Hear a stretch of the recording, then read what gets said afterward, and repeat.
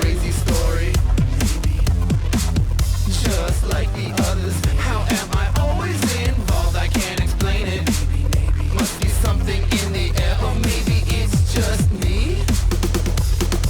Is it me?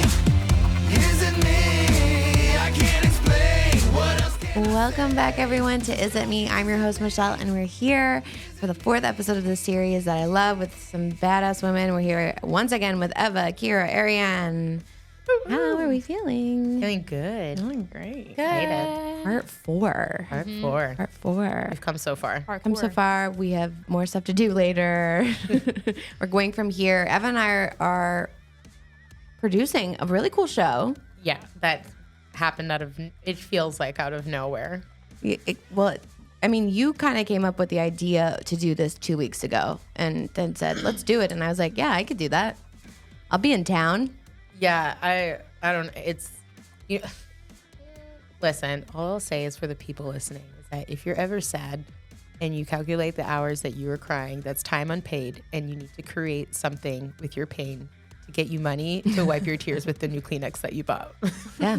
Monetize your pain. Monetize those tears. Yeah. Baby. So it's called Uncuffed. And yeah, I think you have a really good vision for what it could be. And it also, what's so interesting about the whole freaking show is that 2 weeks ago you had the idea and then you put up a video on TikTok and you just asked the internet what they thought about it. And it went so viral. So viral. Like in a day, it just like. Which is crazy because I'm like shadow banned forever. Like I get like 190 views on my videos. I spent like 4 hours editing those stupid like get ready with me with a comedian. You have no idea about like brushing my teeth and stuff. Yeah.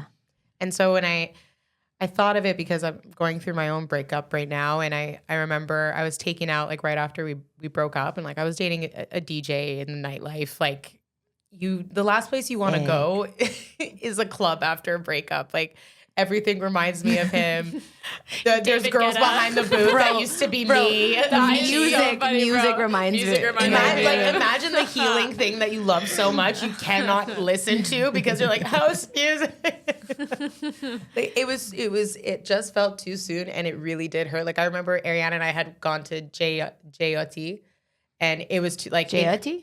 Jyoti. She's a DJ. She's a DJ. It was like a set at Newspeak. I thought you guys were saying Jay Shetty wrong, and I was like, "Oh, you went to Jay Shetty." I'm actually cultured, and it's pronounced just Shetty. Just shut. It's like, is that how you say it? No, but it's interesting because basically what she is like, I think a lot of people after a breakup, first of all, your friends who like have been married for 20 years are like, go get someone, then get on a dating app right away. Then the other ones are like, let's go out, and then you're like, I'm not in the mood to feel sexy and flirt. I'm not in the mood. Like, what am I? No. I just need a big fucking hug. Like, I need some good quality, like, not necessarily girl time, but in a way, like, just some chill time. But I don't need to be alone because then you can, like, isolate really quick and go back. You know? If like you ever validation. want to get over a breakup, you need to watch the movie How to Be Single. Oh my gosh, since 2016. And you need to watch it 3 times in a row, and you need to make Back a to back? chocolate cake, and then you'll be cured. That movie, it's the the best best. thing ever to watch if you want to be happy to be single. It's the Interesting. best fucking I actually movie. haven't watched it in a couple of years. Go You watch it, should. dude. I watched it like recently. I'm not even single. I was like, I just need to get back into my independent energy. Yeah. I just need to not be a fucking, what's the word? I was being a simp, and I was like, I just need to stop being a simp. And so I watched that movie, and I was like, I'm good. For me, it's Sex and the City. But what's that other movie with Someone great.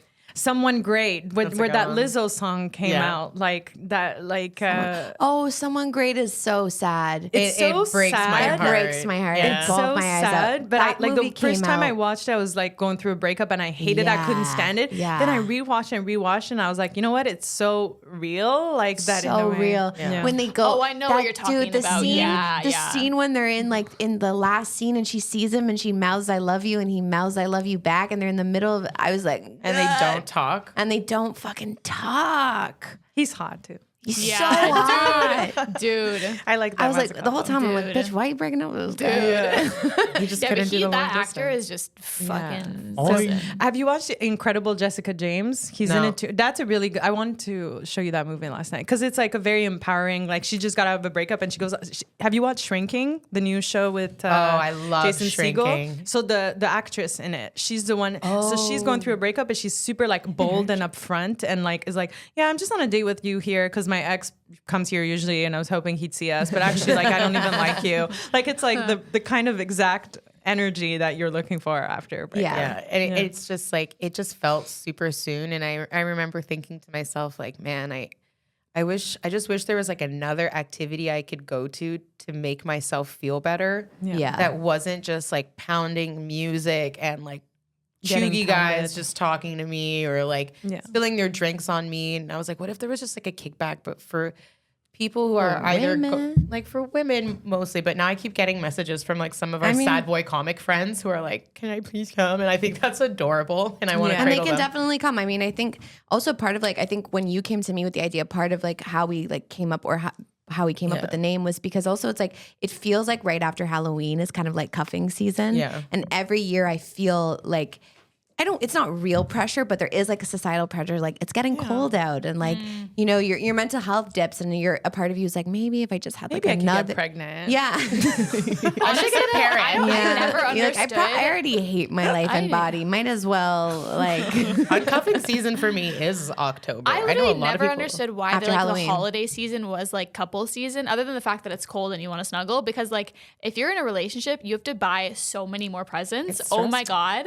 But it is a time where like you're seeing a lot of couples. Like I remember one year I was at a Christmas party and all my friends showed up with their boyfriends or partners or whatever. And I just remember looking and it being like, but this is like a nice, you get to dress up, you know, you get to give each other gifts. It's like, it's for a lot of times like Christmas can be a milestone in your relationship. It's your first Christmas together, your first New Year's together. New Year's is really like sexy and stuff. And you know, and the New Year's particularly because there is the kiss, right? The kiss Yeah. of life. Yeah, literally. I And always just kiss my friends. They're gonna be around forever.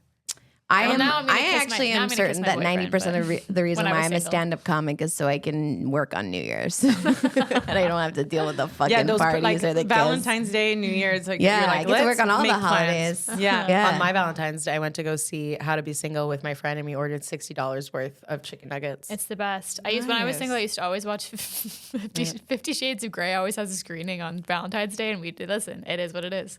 Yeah.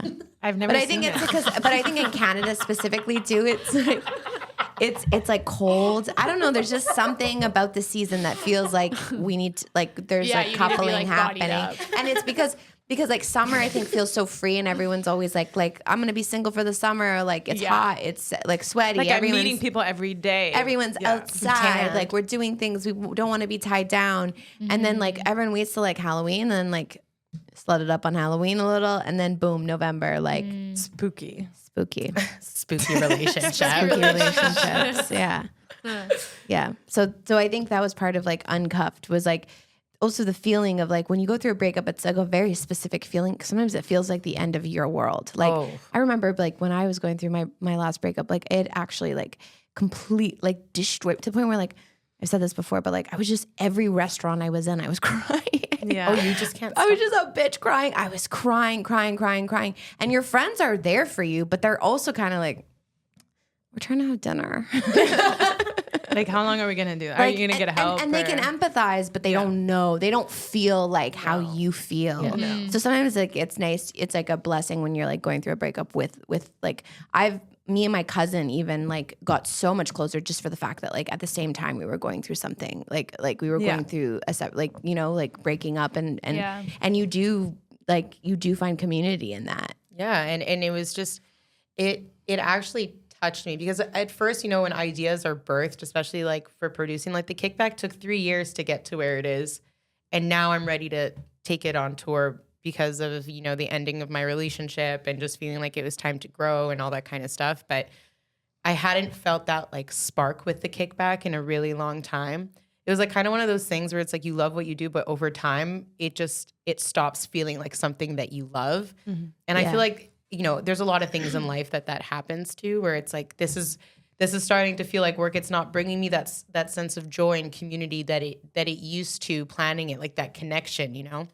And I was in so much pain, and I was like, if I was not a comedian and I was just a girl in pain and I wanted to be validated and I wanted to like do something wouldn't it be so fun to go to like a bachelorette party, but for single people? And like, they don't know who we are, right? They just see like a woman with a mic on stage. They already think you're powerful. They already think you're like so brave. And to just have someone on that stage validate that like how you feel is fine, and then find the joke in it for them, because it's easy for us to find the joke in our pain. We've been doing it our whole lives. That's why we do what we do.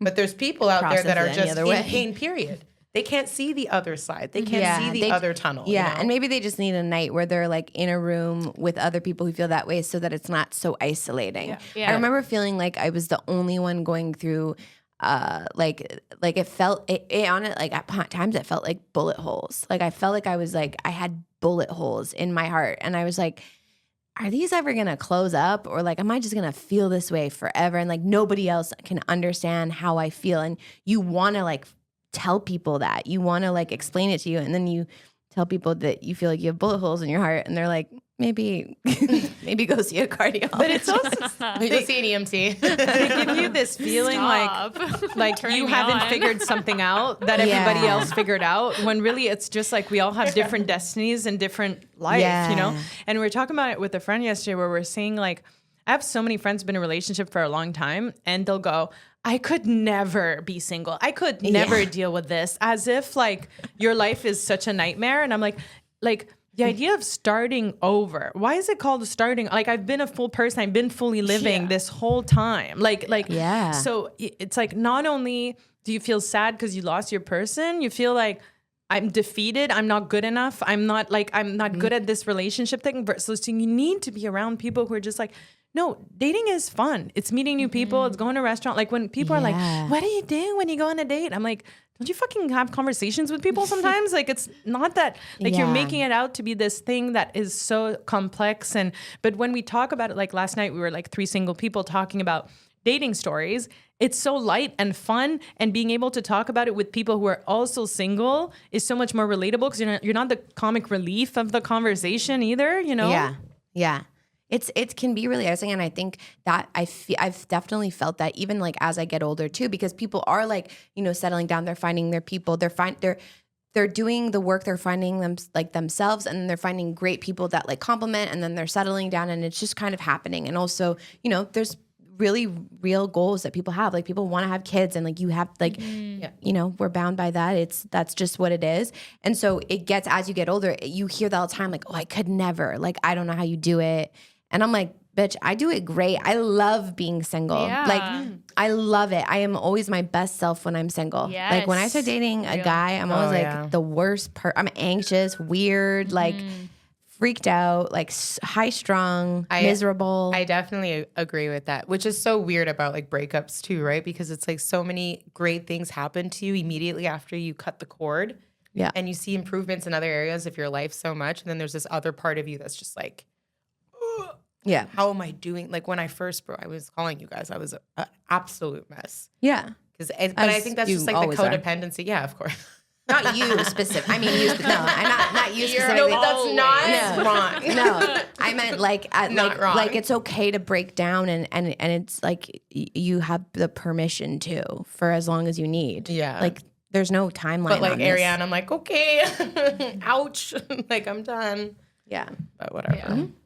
Yeah. Yeah. But I'm really excited about it. And I think it's a really good idea. And it's one thing that I do admire Eva as a creative is like a lot of creatives hold on to their ideas so tight. Like I have the best idea in the world and I won't let it go. And like I was saying in that book that I was reading was saying that your own ideas, you always like think it's the best idea in the world. So that's a little bias. And then like agents or people will be like risk averse. So they'll be like, well, I haven't seen this before, therefore it's not good. But then your peers and stuff can kind of confirm that. But now with social media, when you're like, there's something really fun about being able to confirm an idea really quickly. Like, and I was thinking about that on my way here, how I get to have this life that I get to create in so many ways. Like I'm creating something that's only going to happen next summer, but also I get to create with my friends and I get the instant connection, like create, like, let's say you have an idea for a joke. I was listening, the book was saying about a writer for a late night show. And she's like, I'll have an idea for a joke and then I'll tweet it. And then I'll put it on Facebook. And if it gets like 25, then I'll put it in my script for the late night show. Like if it gets retweets. And I think that being able to not hold on so tightly to what you're trying to do, and then you putting it out on social and saying, hey, is anybody interested in this? Like, as people who program festivals for a living, it's like the idea of like, what do people want? And you're trying to guess and you're like, yo, the people right there, like ask them what they want. They want to tell you. Some of the comments on what I'm the most excited about is like hearing some of these women's testimonies, because we want to kind of invite women to give their testimonies, and then, you know, we give our opinions, or like one of the comics gives their opinions, because I think a lot of the women who are coming tonight, they just want to vent, you know, and even sometimes like, of course you have your circle to vent to, but eventually you start having that guilt of like, I can't keep talking about this. Like, you're like, it's been 24 months. Like, it's been 2 years. Like, my friends are like, it's been 2 years. I should be over this. Yeah. But then when you're in like a new group with fresh faces and it's like a celebration, then it's a different perspective. And it also, I used to throw breakup parties for my friends like all the times, except I'd bring them to Applebee's in Vermont, and then I'd make the waiters like make them a penis cake. And then come out with the staff and sing like "Happy Breakup to You," and then you'd have to blow out the candles on the penis. I love that. That's So it's kind of also loosely like, I remember doing that for my friends when they'd like break up with someone. I'd make them a penis cake, and like we'd kind of try to celebrate cake is it. hilarious, because it's like, well, you lost a dick, but now you can eat this one. Now you can blow on this cock and eat it too. Oh my God. So the idea for tonight is really just providing that space where like we can all just also take accountability. Like, it's not as much of a roasting, fuck your ex, he's a piece of shit. Like, it takes two to tango. No, it's like, not going to be like Mean Girls where everyone one at the time goes, and then one of them goes on stage just like crying. You don't even go here. You're a man. Yeah, no, it's not.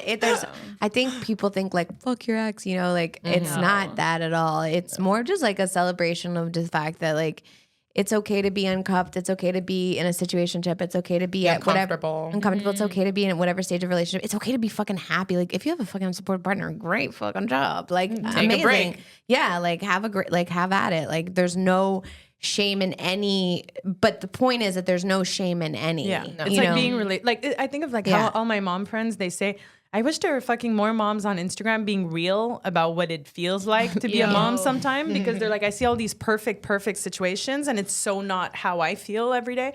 So when they see someone actually be honest, and they're like, so just as much in a relationship as like, sometimes you're confused about a situation, like, let me go find like I was saying, like a role model or someone that's like, I relate to their situation more. Like, that's what I need to see. So it's not, it's like sometimes you're in a relationship, like, I don't know, it looks like all my friends, it's perfect. And me, it doesn't feel so perfect. Or there's different situations. Like, you just got to see. Yeah. I'm so excited. I can't wait to meet the older women who are coming, actually. Me Like, too. I love that, because So- I feel like I've dealt with a lot of older women that are single. Like, I'm seeing my mom start to date, and even my nana. She was a little single Nana for still a few got it. years. But like, what a beautiful part of womanhood too. 'Cause I think sometimes in our 30s and in our 20s, we build these ideas of like, I need to be married by 35, and then I'm never going to get divorced. And I don't want to be like that woman one day. I don't want to be divorced at 50. Are you kidding? But when you did Giggle Fest, and we did Better Than Your Therapist at Giggle Fest, and there was that woman who was stunning and single for the first time, because she in had like 40 years. in 40 years, because she married her high school sweetheart, and she was drop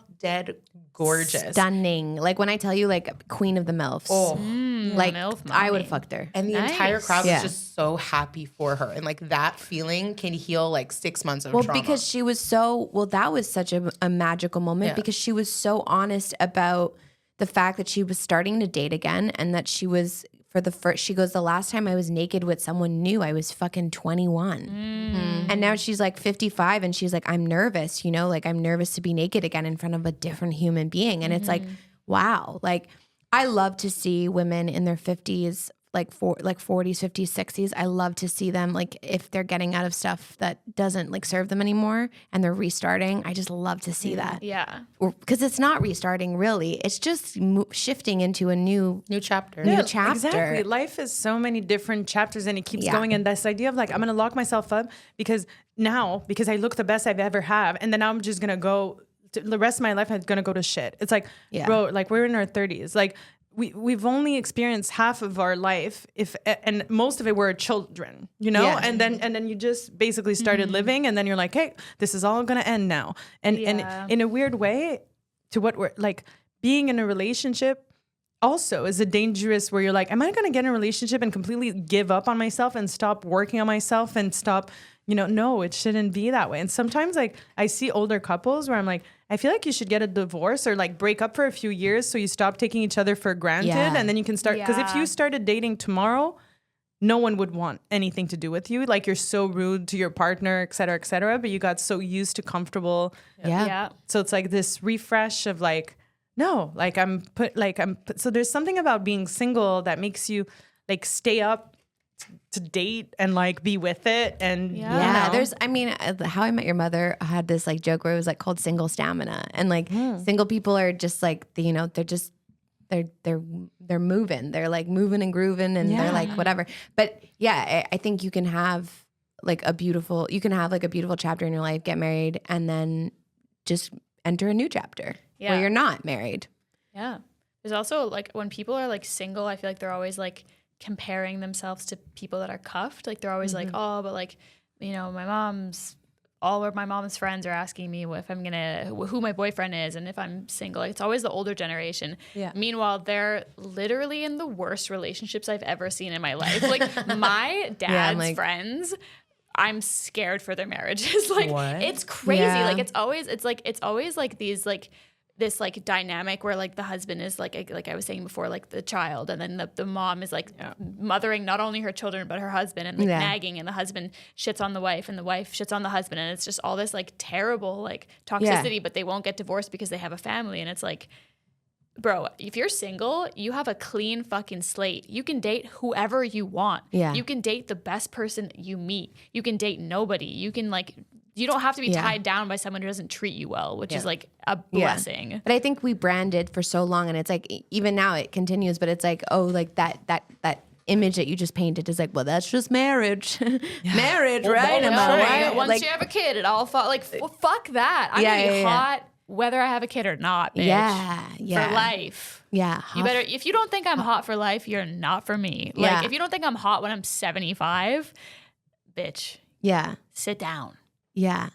There's like there is like well, because I think in a long-term relationship, though, I guess it becomes difficult. I mean, I don't know. I've never been in a relationship past 3 years. I have like a 3-year expiration. I've never been in a relationship past a year and a half. So I have zero. Yeah. No, but 3 years. I think at like 5 and 7 and 10, and then like eventually like 40, whatever. Like, it's interesting. Like, how do you keep that fresh, I guess? That's like one of my biggest fears. Like, is that I just get bored of people. That's one of my biggest fears too. That was one of my commitment fears, was that I get like, not even like bored of people, but I just like, kind of. I just kind of get like, I'm like, okay, this isn't stimulating me anymore. And it's not even like a sexual thing, or like I never like would cheat. I never like go look for it elsewhere. I just am kind of like, oh, like I'm kind of unhappy now. Like, I guess we should break up. Like, you know, you just like, get complacent sometimes. I have in my past relationships. But then I feel like I've seen a few like older couples that are like still so in love, and it's like, it's so really nice. Like, it's obviously like, it's possible. You just have to really like really love the person you're with, and not, I mean, it depends on your intentional goals. I think It depends if you're like, I really want to have kids by 30. Maybe you're not going to be doing that with the love of your life, because it's a timeline. But I don't personally have any timeline. So for me, I'm like, I'm not going to do that thing anymore where I just like date someone because it's comfortable and fun. I'm going to date someone who I like really love. Yeah. And then if it stops, like, then it doesn't serve me anymore. But I think when you like really love someone, I imagine it would stay like that forever. I hope. I don't know. I think you have to work at it. I don't think it just magically stays. I don't think there's like a love that's like so strong that it like takes you into 70 years. I think you have to be really intentional. It's always going to take a lot of, because also you're going through so many things. Like, I think about that all the time. Like, in our 30s, like, I'm like ready. I'm excited to be 30. Like, can't wait to be 30. But I'm also like, 30s is when real shit is going to start really hitting the fan. We had a taste of it in our 20s, but it's like, that's kind of like, knock on wood again, but like people's parents start dying, like things change, like 30s and 40s, 50s, like you go through things with people and you change as a result of it, you know, like so you have to be able to change together, and sometimes you don't change together. I feel like in my 30s, I'm going to have a lot of lawsuits. Lawsuits? What? I don't know. I just feel like that's something in that 2 like years? Adults deal with. like, you know what I mean? They're they're always I'm like, 30. there's lawsuits. No one wants to sue me. Some companies or what? I'm going to be going up to bat. She's going to be putting her finger in a Wendy's chili and bringing back the 2000s. No, but I feel like, I don't know, in entertainment, I feel like people are always having lawsuits, or people are successful are always having lawsuits. I'm hoping I'll be successful. Yeah, I don't know. I wish that for you. Yeah. It's like manifesting I want a nothing lawsuit. more for you. Yeah. Manifesting a lawsuit for you. To be Honestly, no, I wouldn't. I don't think I would ever get hit with some libel lawsuits, but I do know some people who might throw them at me. Yeah. I think I'm such a delusional person. Like genuinely, I think that's like I'm just so fucking delusional about everything, and that's why I like when like a relationship isn't like serving me anymore. I'm like, oh, I'll just break up because like I want to be happy all the time. And then in my mind, so I'm like, good. if I'm in love, like I'll be in love forever, and it'll be amazing forever. And then I'm like, and then it's like that's so not realistic. Do you have a fear of things ending? Do you guys have a fear of things ending? yes. Like any. That's why I realized recently that this is something that I have. So I'm wondering if We don't like change. We don't like abrupt change. I like But- change. But I we like change. are resilient with it. I think Yeah. we're like motivated by change. I don't like brute change. I don't like sudden change. Like I realize I don't like to watch movies. And that's ADD. Yeah, that's deep. No, not because they end? I don't because they end too quickly. So I'm always trying to watch TV because usually it's like a series. So it's like it's I could say, like keep when I really going. like a show, it's funny you say I'm the jump off the cliff girl because it's paid me so much. Like every time I'm like, Yeah. okay, I've been doing this thing. I want to see what else is out there. Like Yeah. let me just do Yeah, yeah. Once I'm you like start that. doing that, I'm like that too. like I'm like afraid of permanence, so I might be the opposite. I think I like when things end. Yeah, I think I'm more like this has served me in the past, and every time I've done that, like I've up-leveled my life like big time. If I'm like, oh, I've been with the same high school people forever, they're all going to the same school. Let me go do the thing that's the exact opposite of that. Let me go do the other thing. Let me light everything I on have fire. that too, Like, definitely. But I think, yeah, I guess I don't like sentimental, abrupt. like high school ending. Like that was sad, you know? Yeah, But I then think it was, I like, ready for really high happy. school to end. Yeah. I'm also ready. Like I'm in school now. I'm ready for my last year. I'm ready for that to end. I'm just a very But sensitive. relationship is But different. relationships Relationship is is really different. hard. There's always Yeah. I know deep down, like I would never like if I think of my exes from I'm not like, oh, I missed my boyfriend from high school. That no, like No. absolutely not. But there is the fear of like, what if this was it, you know? And then nothing. But then again, that's the mentality of like when I speak to women who are like starting over, as if you so don't believe in yourself that you believe that the path your life is gonna go is gonna be bad. Like, why would Yeah. that happen? But in that instant, like, yeah, you're holding on to the comfort and that's not a good feeling. When something feels really good, then I have the fear of Yes, it I'm, ending. like, addicted I to have it. like I sometimes like this is like I hope he doesn't listen to this. But sometimes like I listen to like there's like certain sad songs or like like melancholy songs that that remind me of my boyfriend, and sometimes I listen to them and I picture a world in which we don't end up together, and it makes me so sad. Like it You do that. ruins me. You do that to feel yourself. that. I do that to myself. all by myself. I'm literally like On your own, I just go for on, fun? I'm like driving and I'm just listening to sad music and I'm like picturing like 40 years from now, like Like not being Like together. not being together. No, see, I'm the opposite. Like I'm just like, oh my god, if that happens, I'm gonna be so wrecked.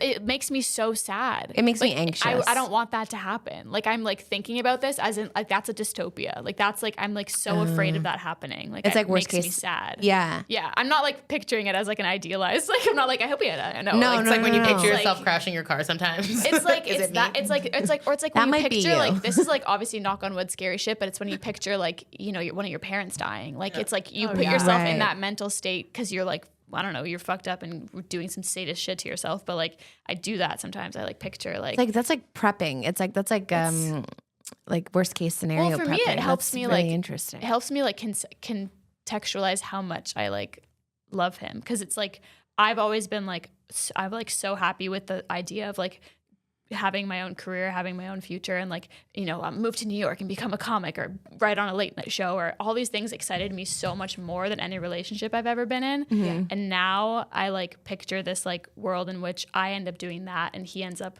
going and getting married to someone else and settling down and I have this crazy fast life and I end up being Yeah. a comedian who's famous and then 40 years later I'm like unfulfilled because I lost him. Like it's so weird. I've never done that before. Like Ali love Wong that. That's a movie or great it was, like- movie. yeah, but it it's funny in a way because it's almost like you have this specific story in your head, and that's what allows you to know if you care about this guy or not. Because if you're like, if you're like, and I live in my life, and he's not there. Yeah. Oh wait, I don't like him. Like that was my Sherbrooke thing was like, and then I'm living my life, and he's disappeared, and nobody cares. Dude, I always do that. I always rationalize shit in my head. I'm like, I'm like, okay, if he broke up with me today, how long would it take me to get over him? And if it's like a week, then I'm like, that's like my normal. I'm like, okay, a week is like, I'd be good. If you're like but with him, I'm like, forward. literally 40 years, bro. I'm like 40 years. I don't think I've gotten over a burrito in a week. What? Oh, no, someone It takes I me didn't so long to like- get over people. Sometimes I get over them while I'm in the relationship. Get over what? Get over them while I'm in the relationship. Yeah, That's also the hard shit. That's actually a pretty good tactic. As long as you don't like turn it into some like cheating situation, then it's good. Or like a comedy show. I mean, Are you like that? Okay, so are you like that about work? So I was talking to a friend the other day. He's like, "What's the worst thing that could happen? Like, no, take health out of it, Yeah. you know, and then you have to start over." And then I was like, "Well, I would become a dog walker." And then I'm like, "Oh my god, I hope the worst happens." Like, dude, that's your worst case. Jennifer Lopez and Monster-in-Law. My worst case is that I lose my voice. Like I lose my voice and I just can't do stand up ever again. no, but that's what I'm saying. If something happens Sometimes I think and you about had that. to start over your career, like there's something, I guess, because Or I've, if I get I've been an canceled. entrepreneur, like, so I'm always like, well, like gonna think of another new thing that I'm gonna do. Yeah, the cancel thing would be. I do have a fear of being canceled, but I do think Yeah. I think it's coming. So if you get canceled, what think it's are coming you for doing? everyone. I What are think you everyone gets doing? canceled. Like you get Oh, yeah, canceled, any then what do day you now. do? I more think I would just successful, I think I would just ignore it. Yeah. I mean, It is like an acute fear I have. Not that I haven't. Well, now I'm like putting this on the internet, but like, would cancel but like it the is. show? But no, but like I mean, I do like. I was talking to my coworker. You've seen it happen, about so it. Like my friend also, he's like, my friend Adrian is very scared of it as well. And we were like talking about it in our group chat, and I just like, I don't know. I just think it's like I just look at all the people that I am. You know, like that are on the course. Like comedians get canceled constantly. Yeah. Like that's kind of what it is. It's You know a what I rational mean? fear, of course. Yeah. You could be a baker though. Yeah, I wonder what else would bring me happiness That other would than be stand up. mine. This is Baking something that I would have be to work mine. on. I don't have any other hobbies except for stand up. Food truck. But that's good because then you're driven and you're in one lane. But it's not good because it's like it feels one dimensional. Yeah. But you do have other interests. I feel like you have more things that you're good at and instead of stand up. Yeah, but they're all related to stand up. Yeah, but that's okay. If you get canceled, you can still write. You just can't be famous. Like that's fine. I don't really want to be famous, Yeah. but no, I think it would be fine. Like people have done so many bad things and come back. Yeah, Louis Yeah. I mean, say the name. but it's fine. Louise Seca. He still sells out in Madison Square Garden, so there's Yeah, really it's- nothing to be worried about. No, that's fine. And there's a strategy. I think there's different strategies to take it. And I think I just know it would really like hurt my feelings. That's really what I'm scared Yeah, of. but and also just the scared idea of, that like- you might have hurt other people's feelings with Yeah. something, and then that wasn't intentional, and then it like haunts you. Like that's not a good feeling. No, but it happens. Yeah. It's kind of part of it. That's the yeah. biggest thing that I think this career makes me scared of is that it feels like it's part Hurting. of it. To hurt people's feelings. Yeah. Well, hurting people's feelings, offending people, and then Yeah. also like being held like accountable to the social media mob. I'm very scared. My biggest fear isn't getting canceled. My biggest fear, well, I guess it kind of goes hand in hand. My biggest fear is accidentally having parallel thinking with another comic and like being told like you stole a joke. Like I'm so scared of Being being labeled accused. a joke A stealer. joke is stealer pretty is bad, for yeah. me like I'd rather get canceled for punching someone in the face Yeah. than be called a joke stealer. Honestly, at this point, there's only so many like unique ideas. Like Yeah. if you do get accused of joke stealing, hopefully your joke's written different and you can be like, sorry, oopsie, we had the same idea, and then B, move on, write a new joke. Like I wouldn't take it too Oh no! too Well, hard. it happened with Samson, Yeah. and I it tell a did. joke, but it's like a real life story. It's my truth. Like I was called Lilo as a child my entire life. I have a picture from 2009 on my Facebook of me being like Lilo be like, and I got long black hair, and that was like my nickname as Right. a kid. And so I tell a story about how my sister was so beautiful. She looked like Jessica Alba, Jessica Simpson, and I looked like Lilo and Stitch. I had no idea or remembered Samson's set that he has like a He has joke. he has the about- exact same joke. he has a joke about like someone being so ugly they look like Lilo and Stitch. Yeah. Ah. Both Lilo I got and a Stitch. message and I was like, dude, I swear. He's like, no, you've heard my set. You know my set. And I'm like, I don't know my own set. Like I can barely remember my own fucking stories, let alone anyone else's. Yeah.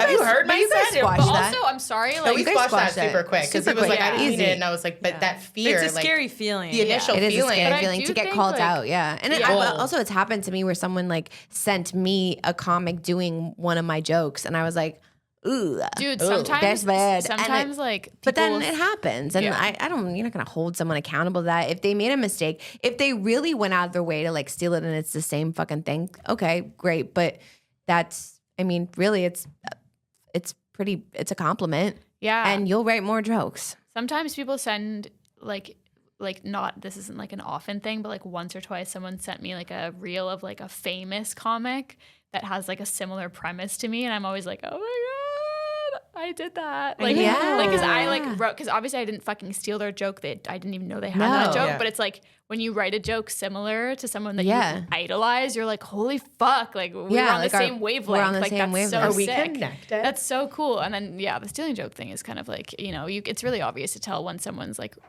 when someone's just had the same topic of thought in their head and then they write Yeah. a joke. Like it's the verbatim shit that gets like. I think sus. joke stealing really like the one that, or the jokes have been like egregious. I don't even know why I tried to say that word, but it I was like, it's- what? Yeah, the ones that have been really bad. It seems like they're stealing full sets. The premise, like the entire Yeah. premise. full Because like verbatim. or there's like a lot of like meme humor now. Like I'll see, like especially in the new comics, I see a lot of like, okay, we all have the internet. We've all read this. Like they're just saying out Yeah. loud memes, like in a lot of TikToks. like the bitches and the stuff like that. And you're just kind of like, oh, okay. Like, but then that's going to be, and we're all looking at the same thing over and over and over again. So you're kind of going to have, but like you said, if you're stealing the entire premise of the story of something that happened to someone, and like I've seen those, and it's like hasn't happened to me, but happens to comics that I know, and like you don't even know what advice to give them. Like, what do you Yeah. do in that kind of Well, situation? It happened to me literally this year. Okay, right before my New Faces set, someone sent me a clip, and it was like my joke, like our jokes were very similar. My sobriety joke, and like one of the like punchlines was like almost exactly the same, except for like it was told in a different way, but it was like structured the same way. And he sent me a video of it, and this guy had put it up on social. But this was like a day before my New Faces set. Like I can't change I'm not changing my set. No. Like that's not gonna happen. And so he sent it to me, and he was like, this guy put it up, and you know, and he was like, I don't know, he was just like an open micer comic, but he got a lot of views on it. Like he's like one of those guys. He just like puts up all his jokes on social. So it's been up for a while. So I was like, I didn't know what to do. I was panicking. I was like, I walked out of McGibbon's, and Ali and Mo were sitting, like two comics were sitting, and I went up to them, and like they're both incredible comics, and like also just, you know, Mo was doing New Faces with me, and I just was like, what do I do, you guys? Like, what do I do? Like, because I was like going to them, I was their senior comics. I'm like, what do I do? Do I not do the joke? It's online. It's not the same. Like, it's really not the same. This one joke is about my life, very similar to you. Like, it's about my life specifically. And they were both like, do it. It's like, it's your shit. I think it comes down to like your own truth as well. Like if you know intrinsically that you came up with that shit, it's your life, it's based on your stuff. Like you get like, then do it, you know? And I mean, I just outed myself, so maybe someone's gonna go. I don't know, but it's I crazy. just outed The myself. guilt that you like. I don't know if you feel guilt because you want to be original. Yeah, but Yeah, you feel that's the guilt because worst you're like, did feeling. I steal it? Like sometimes you gaslight. Like I've dated this guy that was like extremely jealous. Okay, extremely jealous. And if I like post, and I've like worked out my whole life. If I posted a picture working out, who are you working out for? Like it was like constant. And there was this one time specifically where I was I've never seen you work out in You? the entirety of You knowledge. don't No, work out. but he was asking like, who are you working out for? And wouldn't like it have like been in an him? aggressive But like wouldn't it have been him? Yeah, but he was dating you. He's like, I don't care. Like and the kind of you were saying before, like that makes you dress up so that like he's like he makes you feel almost like there's a reason why you're single. It's because you're not a good girlfriend, and if you adapt, then you're gonna be better. And I guess I was in a really weird place where I was like, you know, I had a very successful business and everything, and I wanted partnership, you know. But there's this one specific time where I was like, oh, after work, he's like, comes to my house right after work, and I'm like, yeah. And I guess like he calculated that it would take 17 minutes and it took 22.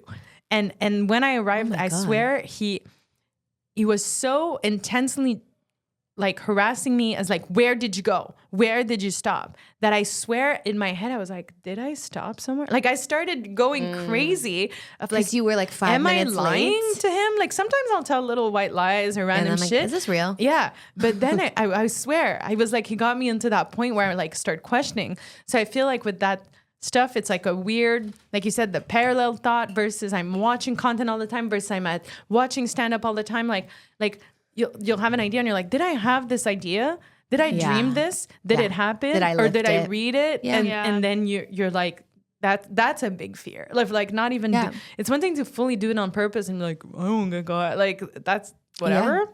But of actually doing it by mistake and then. Yeah. Yeah. And I think people are like very picky and choosy about like when they come. Like, I don't know, this joke thieving, I don't know. Like, I kind of think that we're all kind of going a little crazy with it. Like, obviously, if you steal someone's like word for word bit, like that says more about you than really anyone. And that sucks for the other person. It does suck when it happens for sure. But like for the most part, I don't feel like people are like intentionally trying to do that. And also, like you said, there's only so many original ideas. Everything's Everything's been done. The whole point is that you do it in your style. Yeah. Like the whole point is that you're supposed to take a concept that's been done to death and refresh it because it's yours. And it, you know, because there's only so many promises in the world. I feel like I have a humor that ends up being similar to like people doing monologue, like sort of like to face to video things on TikTok where they have like and they think of like a funny thing. Like I always like I had a joke like fucking like a year ago, maybe even 2 years ago, about like the phonetic alphabet, and when you like call a place and you have to spell things over the phone and you say it's K like whatever, and then you're supposed to use the phonetic alphabet, but I would like make up like I like freeze on the spot and I'd be like, you know, like it's like what did I say? I was like it's P like psychic or whatever. And Yeah, P like psychic was the best one. Was the best tag. Or I'd start quoting movies. Like I'd be like it's like W like Wingardium Leviosa. Like you know, like I just was like I don't know what to tell you. And so I did that bit and I like loved it. But then I went on TikTok and then I was like scrolling through TikTok, and then a girl on TikTok was like, oh my God, guys, the other day I was like using the phonetic alphabet and I like froze up, and instead I said like it's C like chicken noodle or something, and then all the comments were people riffing on it and being like, oh my God, one time I heard someone say like L like something whatever, and then I was like, fuck, I can't do this joke anymore because now it's like a TikTok meme. So now I've lost it. So then I stopped doing it. I haven't done it. I think you should do it. But I still think you should do it because I think what it taps into is it's a universal experience that everyone's had to give a phonetic alphabet and like struggled with it. And that's what makes like an amazing joke. Anything, it's confirming. Because isn't stand up going, oh, is it me? And then people go, no, like I fucking buy. Like it was funny because I was with Mo in New York and we're like in Central Park and thinking of SNL skits, like, and then we're like going off like this girl, like telling the story, we're laughing so much at our ideas, you know? Yeah. And then he goes, you know, sometimes they steal ideas. And I go, I fucking hope they do. I want to see the skit. Like, I'm like, it's like seeing the thing come to life. And then either you could be like super upset about it or being like, oh, sick. I've been wanting to see this. I saw it in my head. And I want to see it come to life. Yeah. You know? And we're like also in remix culture though. Like it's a bit hard. It's totally hard too, because like all of TikTok is people taking the same idea, the same trend, the same stuff, like and remixing it and doing it in their way. So in stand up, that's, I don't know, like it's very interesting to like balance those two things out, especially since like comedies, there's so much comedy on TikTok that is just, this is a universal inside joke for everybody. Yeah. Right? And like the same thing with memes. Memes started out as like universal inside jokes for everybody to share. Like we're all in on the joke. So it's I don't know. I think about this a lot. I think stand-up's really changing. And like because there's so many like people in the game, there's like different, I think there's just gonna be, it's just gonna look different. Well, it's also like it's like I feel like when I was first writing the joke, I was like obviously just starting stand up, and so just the nugget of the idea was enough for a bit for me. Like I was like, oh, I'll just say those examples, and then that's what the joke was, and then that was just like what the TikTok ended up being. But now like having that be the relatable part, turning that idea into like a bigger thing or like a bigger like remark or like sort of like making something into it is what would make it into a good joke. So I just need to like, well, I kind of already have it there. I just kind of bailed on doing the joke because of the TikTok. But if I do it again, I would do it. Then I would do the closer. But Yeah. But also the art of stand-up has really, really expanded into what is stand-up, what is your goal with stand-up. Like I listened to Hannah Berner talk about, I want to know if I want to make a special. Like I like the way I'm doing comedy now, you know, like where do you want to go with stand-up? Like before, like when I was watching a Comedy Store documentary, it was like, you do stand-up so that you'll get noticed, so you'll be given a TV show that then you end up doing for years. Like Tim Allen, you end up being a home improvement dad. Meanwhile, you hate kids and that you would just wanted to do stand-up. Like that. Yeah. But now people get to do just stand-up for their entire career. They but just get to go on tour and do stand-up forever. Yeah. It's amazing. And for a long time, stand-up had a very specific audience. Like, I want to be shocked. I want this. This is it. I know what I'm craving. This is what I want. Then you slowly had like the Chelsea Handlers, who are like a different kind of vibe of pop culture stand-up. Now you have like these people like Matt Rife, like Morgan Jade, like Hannah Berner, who are introducing all these new people who would not have gone to a stand-up show to now a new kind of wave of stand-up. Tapping into an audience of people that normally wouldn't even know if they even liked stand-up comedy. They wouldn't go to you did that too. They as wouldn't well go to a sticky bar and be yelled at. Like a lot of people are like, I have no interest in this. But now also stand-up has evolved. So you'll be on a multi-comic show and you'll have such a different energy, and then the comics will be like, the audience tonight and you're like, no, it's just people at the end of the day. So how do you make any audience relate to what you're talking about? Yeah. I love that. I think like so many like OG comics like shit on the new generation because they're like, oh, like it's not like the way it was. Like they didn't like come up through the clubs and like the audience is a bunch of girls and whatever.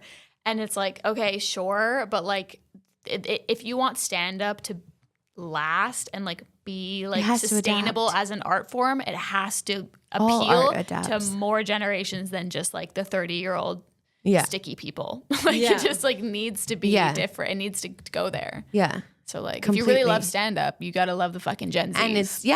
And it went through so many like, I mean, like when like if you even look at like Steve Martin or like even the evolution of SNL, like what was funny in the 70s, like what is funny changes constantly, right? And so like, it's like we always have to be adapting. And I also think we're opening it up like it is, I mean, it's still male dominated, but I think sometimes when I talk to men about this, they're like, well, no, stand-up is this. And like, this is what it's supposed to be. And if it's not this, then it's not really stand-up. And I think that's interesting because I'm like, maybe, like you could be right, but also like, this is stand-up in your definition. This is stand-up defined by men, for the most part, straight men. This is an art that you defined, you create, like, you know what I mean? That was dominated by you guys, for you guys, by you guys. Mm-hmm. So yeah, I get that you're holding on to it. And of course, there's in every art, art, there's like traditionalists, and then there's like modernists, and there's all these kinds of like things. But I don't think that there's one single definition of what stand-up is. And I think also as women start to infiltrate, we're coming. It changed. It's more flexible. Like the way that things that women find funny or like the way that women communicate is very different than the way that men communicate. It's the same thing with like, I would say even like the queer scene. Sometimes the queer scene, it doesn't always, like people don't always get it, what's happening. But then it's like, then when you do, you're like, oh my God. Or like, but maybe they're connecting with their audience in that way. I think like Hannah Berner talks about that too, of like building her own audience. Yeah. And then all those people come to the stand, or all those people come to like the comedy clubs, and then everybody else is like, well, like, oh God, okay, Hannah, you brought like your audience, like your girlies, and it's like, are they gonna like our stuff? And it's like, well, maybe not, because maybe they like her definition of stand-up. Like, I mean, she's a great stand-up, like across the board. But I'm just saying, you know what I mean? Like, it's changing, it's evolving, and I think that's okay because it just means more people are gonna come to the club. Yeah, bro, who cares, bro? More people are coming to the show. Girls, people are I've been dealing with that issue since I started comedy in Montreal. I got bullied for being a bringer. Yeah, it's stupid. And then now people won't even book you if you don't bring people. So. And now people won't even book you if you run a show. So. Yeah. But do you find because talk about the audience, like when stand-up was a very specific thing, it would attract a very specific audience. That's like, this is a comedy fan. That's what he looks like. This is how he dressed. No. Yeah. Now it's a lot more broad. Yeah. But then you have like a Montreal, where it's like such a melting pot of different kinds of people, and people who have never been to Montreal before would be like, oh, they're like Frenchies. Like they aren't able to put what a Montrealer is in a box, and they try and they can't. Yeah. And I think in a way that's why it makes it like, if you can make it here, you can make it anywhere. But it's interesting because during the year you have the comics who specifically only have like Montreal related jokes that like it works really, really well if you're from here, if you know Laval, this and that, but then take it anywhere else, no one knows what the fuck you're talking about. But I'm curious, like, is that something, do you think Montreal's a good comedy audience like in English? Or what's the difference versus when you go to the States or versus when you go anyone can like comedy. I just think they have to relate. I think it's about relating to people on stage. And so, and like just different forms of humor in the same way that like, you know, you might have like in the same way that I feel like you and I have like a very specific humor that I feel is very different from my dynamic with you, and like might be different from my dynamic with you. Like comedy just changes. So I think, I don't know that I think, I mean, like I said, I think Eva has proved that you can make people come to comedy shows if you make it like for them. Like your mission statement with Kickback was always the audience is the most important part of the show. So everything that she did, I'm just speaking for you right now, I'm just really your PR person. Everything you did, everything you said, she said it was for the audience. It was like, that was the priority. And I don't know that producers always think about the audience. No. I don't know. I think they think of the audience as a barometer. They think in tickets, not necessarily even money. They're thinking about, how do I make comedians happy? Because I got to have a full room. Like that is really the goal. Let's get the room full.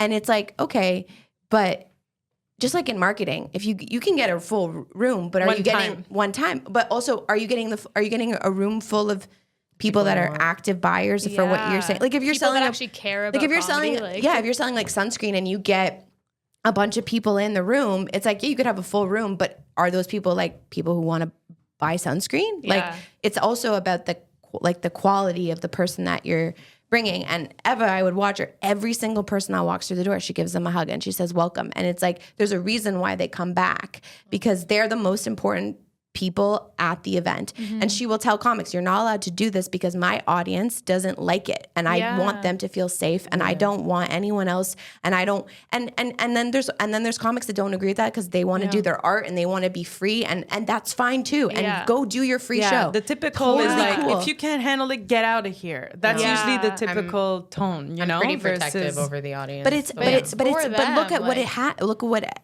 what it's done. You're able to sell out these incredible shows. And I think like a lot of the times, like even like Hannah Byrne, I think she taps into a similar thing. Like she knows what her girlies like. I mean, there could be boys, obviously. Yeah, she knows. But same with like Giggly Squad. If you look at Giggly Squad, they know what their people like. Yeah. And that's what they do. Yeah. And they don't try to be anything. And they don't try to be anything else. Yeah. And it's like, to please the other comics or whatever their definition. Or, no, because they're like, I don't care if you guys don't think that that's funny. Yeah. Like, and I think even if you look at like when I was at Skankfest, like Legion of Skanks does the exact same thing. Like they know their fans. They fucking love their fans. That festival is a festival for fans. Like it is not a festival that you necessarily would go, I feel like, as a comic, and like you would of course connect with everybody. But like what they do for their fans is like it feels like, I mean, I could be wrong, but it feels like it informs everyone they book. Everyone they do is like people that like are really like diehard fans and like want to be there and like want to just like love everything that everyone's doing there. And I would say like those are two completely like opposite, like Hannah Byrne and Skankfest, I would say are like on opposite. Yeah. But there's audiences for both. Yeah. And they're both, and you can do it. It's not. No, people have never sold more arenas. Like there's definitely never been a bigger audience for comedy. I also feel like right now, I would say like for anybody, I don't know if you guys saw that Ali Wong clip with Trevor Noah. I think I sent it to you guys where she's talking about a story where she was pregnant for the second time, and this like male comic came up to her and like touched her belly. And she was like, how do you don't just touch someone's stomach. Yeah. Like even on a normal day, you don't touch someone's stomach. And he looked at her and he went, so this is your shtick now? And she's like, well, what do you mean? He's like, well, you're a woman, you're a minority, you're pregnant. And she's like, yeah, because in history, that's just been the winning combo to get gigs. Like that's just, and she's like, and it's always like, not for any, but it's like, love you, Matt. But it's always like a white guy. And she turned around, she's like, he's like, no, sorry to go back. He says, you're so lucky, I'm just a white guy. That's all I am. And then she turns around and goes, well, then just be a better white guy. Yeah. Like, just be the funnier white guy. There's tons of funny white guys coming funny up. Like, not for anything. There's a lot of funny ass white guys that are Well, finding that's what she would say. She's like, I could be on this show for 35 days, continuously naming amazing white male comics that I know and I work with. I could be on this show for 35 days straight, just naming names. Yeah. But it's also about like if your if your whole thing is you feel like that you're not getting an opportunity because other people are getting over you, like you're just not looking at it the right way, I don't think. Well, if I would have no one's robbing opportunities from you. You're not guaranteed anything. Yeah, just work hard. The idea that you're guaranteed anything already, you're off the wrong foot. Well, no. Well, think about it. If any of us would have relied on being chosen, I don't think any of us would be where we are. If I would have relied on I'm sorry, finally getting on one of Sid's weekend show or even The Nest. No, but like getting on any of these clubs' weekend show, if I solely relied. If I waited around and waited bitched around and long complained, enough, I did bitch and complain. I would 6 years later be on maybe a Wednesday unpaid if I'm lucky. Yeah. As a woman in this comedy scene. Yeah. Well, that's the thing is like it's just you need to do make something it work else. for But you. Some people create some the people space, I don't. think, is like yeah. the thesis of this is like create the space, find the people, do it for them. Like even like I would like look at Taylor Swift. Taylor Swift's like whole thing is that her fans are everything to her. And she does everything for her fans. And it's like that makes sense to me. Like the people that are coming they're the ones that are spending their money, they're going out, that are blocking off their day to come and spend time and sit and watch you for an hour. Dude, when I used to produce Giggle Dump, I was like, who is coming to this show? Like, who is buying this? Like, not that I didn't believe in my show, but it was just more like, wow, like I would never do this. Yeah. Like I would never go out. Like now, of course I would. Yeah. But like now, I would never just go to a random, like I don't go to like random, like pop-up shops or something. Maybe I should start, but like I don't do that. So I'm like always impressed at people who like go out of their way to just go see like amateur stand-up. Yeah. Well, that's why I get so like kind of like nervous when comics like attack the audience as like their form of crowd work. And it's like, obviously if an audience member is being rude or like abrasive, and like you can kind of retaliate because it is like vulnerable to be on stage. And sometimes they just like to like Disrespect you. you, and you can stand your ground. But in general, like those people paid to be there. Like, be nice, you know, like just like treat them nicely. Like they're there to watch you. They're there for you to make them laugh, not go home and be upset. Like, just, and it's people are actively like, I think last episode, I can't remember now, my brain's a mush, but we were talking about indoctrination. We were talking about cults. I think people are searching for community. They're searching. We're so isolated. We were so isolated. They're searching for like finding their niche of people and just having like experiences collectively. I feel like home. Like feel like home. Yeah. Yeah. So I just think that's what you should try to do. I hope I'm doing it. I mean, I'm not directly looking at you. I just looked at you when I said that, but I was like, I think that's what you specifically and I'll should be do. on the lineup if you'll have me. Yeah. But I mean, I think, you know what has kind of like sucked, not sucked, but it's been like very bittersweet though, is that I remember when I started Kickback, I was so excited to like, we just didn't have, like before you guys started, like 7 years ago when I started, the girls were mean. Oh, were the girls mean? Oh, and I promised myself I would never treat any of the new girls that way. But back in the day, the Montreal comedy scene was not a welcoming place. Not a place. You mean like female comics? Female comics, male comics, everyone against each other. Like it was just not a safe space for anyone whatsoever. And so you didn't really even know that there was an opportunity or a market for a thriving English market because everything was so, and kind of still is controlled by the same group of people. And there's monopolies. There's monopolies and there are gatekeepers no matter where you are. And you can fight and you can bitch and you can talk to your peers about it and you can break your head about why you're not getting this one person Saturday. Or you can turn around and say, maybe this isn't my path. I don't need to fight for this. The internet is right fucking there with every hashtag I have access to. And if you have half a marketing brain, your audience is there. You just have to tap into it. But I also think it's important in any city, especially as Canadians, like not even speaking of being women, I'm talking about just being Canadian artists, whether you're a comic or a singer. Unfortunately, it is mostly up to you to make your own success. It is up to you to make your moves like big or small. So the people that kind of wait around to solely be plucked and they're like, no, I'll just wait, and then someone will notice if me. I My work time hard will enough, come. my time will come. And it's like maybe 20 years ago, but right now, there's a new TikTok and you might wait a long time. You might wait a real there's long no time. way. I don't think I would be where I am if I didn't create my own opportunity, because my future and my career would have been dependent on who in this city. Right. Good Right. Lord. And no one's gonna care I can't about you. depend my life on those people. I don't know those fucking people. I'm Yeah, not no one's giving them my career. no one's gonna care about you as much as you care about you, and no one's gonna get you your joke and why you're like everything as much as you. They prove So to just you. you want to get booked on the weekend, start a Saturday show. I definitely think comedians, if they want more spots, should produce their own shows. Yeah. Yeah. It's difficult, but I think it teaches you a lot, and it's what you have to do eventually, like is cultivate some kind of community, some kind of following if you really want to go far with it. Yeah, and like also if you don't have the means to produce, like me, you can you can Yeah, also but Kira, just you're I all think over like social. You're like, well, I you're think working like it, you I know? think it's like also just like I think it's hard in comedy to like not have an ego. I think a lot of people in the comedy scene have an ego, and like everyone has an ego. I'm sure I have an ego too, but it's more like being like showing up to your mics on time, being nice to the producer, doing a good set, and then going home. You'll get booked. Like if you just like obviously it's tougher, and I think like the reason that there's a lot of like female animosity in the scene, especially back then, is because genuinely like even though people will be like, oh, it's a token spot, like there's always one woman per show, you're so lucky. Yeah, but there's only one woman per show because they don't give a fuck about you. Actually, they just want to fill that quota, and so all the women are fighting for that one spot, and so there's animosity towards each other, whereas the dudes are just chilling. And so There's more now, competition. like, And then there's also not that many people. So people are just being stretched, like, you know, like it's like, I need a female. Well, I also need a female. Okay, well, like, so then you get a lot of stage time.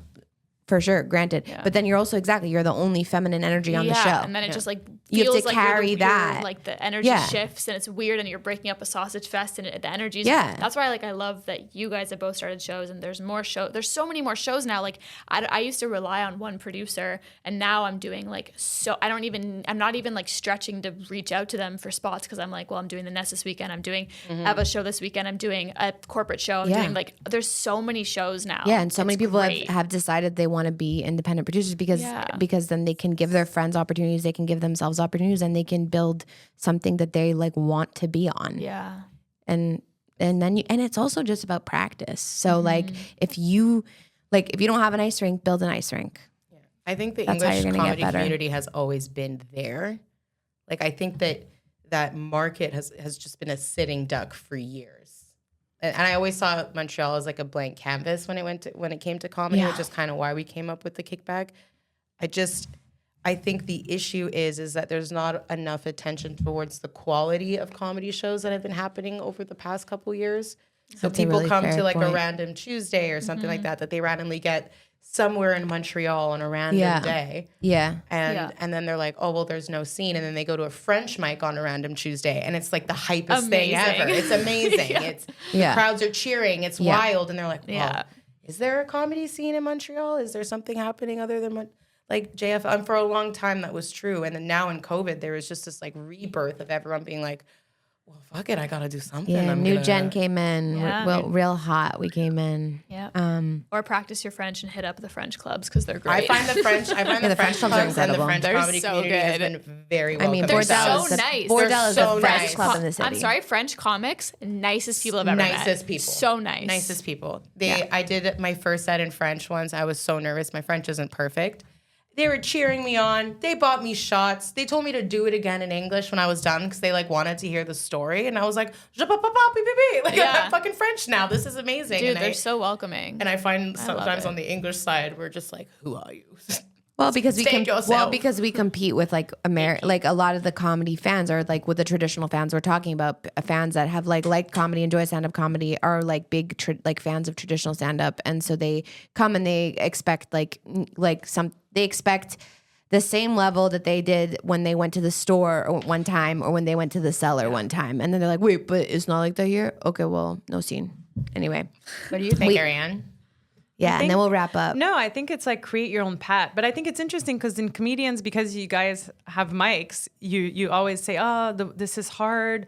It's hard for me. In any fucking job or industry or anything, it's like you got to be flexible about the role you're given and make it your dream job. Like make it what you want it to be, because it's not going to happen for itself. And I think any creative path, you can believe that there's a path, but if you're too stuck up on that, you're going to miss so many opportunities to just go for it, you know? Yeah. Yeah. If you wait for shit to happen, you'll probably just if you be think waiting. there's only one way of doing it, Yep. like that's going to be so draining. Yeah. I always thought it was insane to rely on someone else to like make your career fully. Like that always gave me the most anxiety ever. I was like, I can't. Yeah. But maybe because I got fired from so many jobs in my life. You're like, well, I can't rely on you. Yeah. You're like, this is a job I can't get fired from. Yeah. I can't That's fire myself. honestly a real perk.